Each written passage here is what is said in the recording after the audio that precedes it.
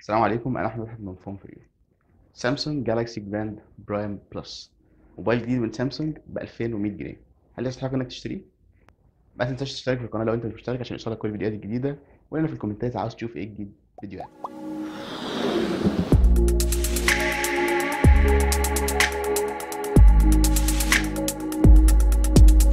سامسونج بتروج للموبايل ده بشكل جامد جدا على انه موبايل 4G، موبايل بيديك مواصفات كويسه جدا بسعر رائع جدا.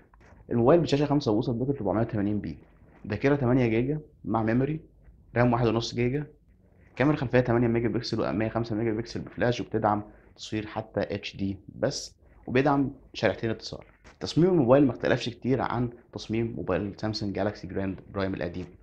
في شوية مستشعرات كويسة زي الجيروسكوب، زي البوصلة، وزي مستشعر الضوء. نيجي للمعالج، هو ميديا تك ام تي 6737 تي، وده معالج مش مشهور وبيستخدم نادرا.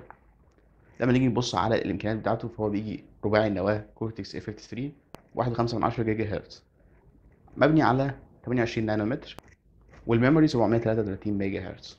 بيدعم شبكات الجيل الرابع. المعالج ده أداؤه هيبقى متقارب جدا مع معالج سناب دراجون 410، تقريبا هيجيب على انتوتو في حدود 25000 ل 30000 نقطة.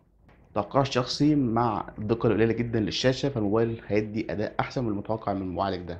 كمان البطارية بأداء أحسن من المتوقع من 2600 ملي أمبير، لأن الشاشة دقتها قليلة جدا.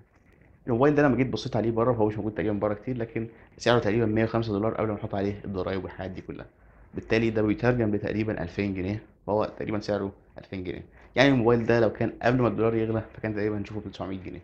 في نفس الفئة السعرية معاه الشاومي ريدمي نوت 2 بسعر 1800 جنيه، وده موبايل أحسن منه بكتير. بيقدم هيليو اكسترنال قوي للألعاب، بيقدم شاشة فول اتش دي 5.5 بوصة، وبيقدم إضافات كتير كويسة، والكاميرا مقبولة جدا. كمان ب 2400 جنيه في اللينوفو كي 5 بلس او اي 6020، وده برضه موبايل كويس جدا، والاتنين بيدعموا ال 4G. مع دعاية سامسونج الجامدة فأكيد الموبايل هيحقق نجاح جامد، لكن الموبايل مش كويس لأي حد عاوز حاجة تقيلة وبيدور على أحسن المواصفات، لكنه هيبقى كويس للناس اللي بتدور على براند كويسة واستخدامهم بسيط للموبايل. ده كان رأيي في سامسونج جالاكسي جراند برايم بلس. متنساش تعمل لايك وشير للفيديو، تابعنا على الفيسبوك انستجرام، وتابعني على تويتر، هتلاقي الروابط كلها في الديسكريبشن. سلام.